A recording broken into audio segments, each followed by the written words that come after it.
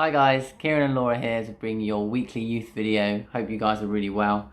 We just wanted to share a few things from this book that I've been reading called Plugged In by Dan Strange. I really recommend reading it if you like reading.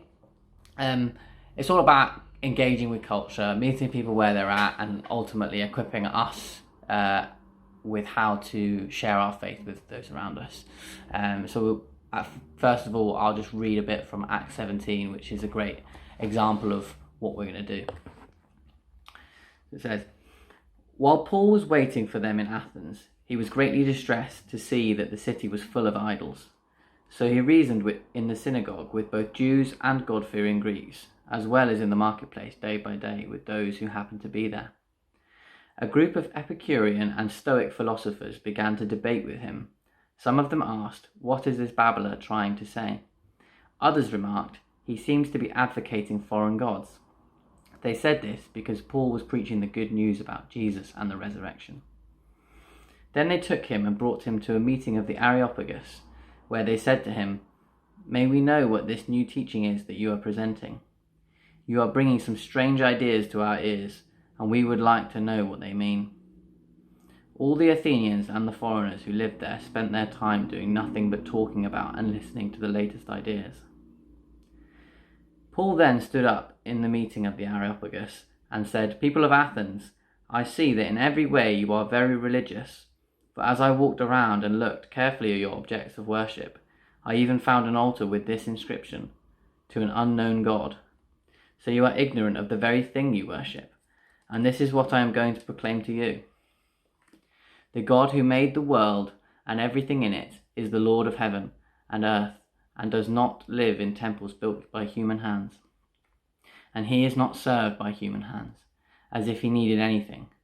Rather, he himself gives everyone life and breath and everything else. From one man he made all the nations, that they should inhabit the whole earth, and he marked out their appointed times in history and the boundaries of their lands. God did this so that they would seek him and perhaps reach out for him and find him, though he is not far from any one of us. For in him we live and move and have our being. As some of your own poets have said, we are his offspring. Therefore, since we are God's offspring, we should not think that the divine being is like gold or silver or stone, an image made by human design and skill. In the past, God overlooked such ignorance, but now he commands all people everywhere to repent. For he has set a day when he will judge the world with justice by the man he has appointed. He has given proof of this to everyone by raising him from the dead."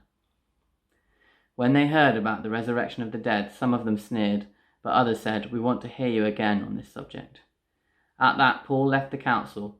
Some of the people became followers of Paul and believed. Among them was Dionysius, a member of the Areopagus, also a woman named Damaris, and a number of others. Cool. So the strategy that the guy in the book says that we should maybe use to engage with people from culture basically has 4 steps, and they all begin with E, so they're super easy to remember. So it's enter, explore, expose, evangelize. So we're just going to run through them quickly and explain a little bit about what each one means. And we're going to use a little bit of the example from the passage in Acts about how Paul did this strategy, but we're also going to kind of try and use school culture as an example as well. But you can do it to kind of any subculture really, but we're going to do it at school. So the first step of the strategy is enter, and that is basically just being in the culture and observing what's going on, seeing what people are talking about, what people are interested in, what they spend their time doing, and what holds their attention. So for example, in the passage, Paul in verse 23 says, "For as I walked around and looked carefully at your objects of worship." So he basically went into the synagogue and was just having a look around to see kind of what they were doing, what they were up to. So in school, that might just be, while you're at school, you could just kind of take a bit more notice, like what do people spend their time talking about, or looking at, or doing with their friends and that kind of thing. And then the next step is explore, so that's step number 2. And exploring is basically once you've observed what's going on in that culture, just seeing within that what the idols are and where God is and where he isn't. So in the passage in Acts, Paul says, I walked around and I even found an altar with this inscription, to an unknown God. So he's gone in and he's noticed that, and then he said, this is like something you've created, it's a statue, it's an idol, and an idol is basically just anything that we worship that isn't God. And he's just said, that's an idol because it's not God, basically. So in school, once you've observed, you might think, okay, people make good grades an idol. They might make their parents' expectations of what they should achieve their idol. They might make being popular their idol, or being kind of well known and liked at school. It might be any of those things. So enter and explore is basically being in the culture, seeing what's there, and then exploring is just seeing which of those things are not of God. Yeah. And then the third E is expose, which kind of, it sounds quite forward, but essentially it's showing up the idols as frauds. So the sort of Paul says these gods are gold, silver, and stone. The real God isn't that. He's real. And so exposure is kind of just saying, look, these things can't save you. These things aren't what you should be making supreme in your life. And so again, like good grades or parents' affection or being popular, ultimately they're nothing compared to the God of the universe. And that leads nicely into the fourth one, which is evangelizing, which is how do we bring Jesus into this conversation.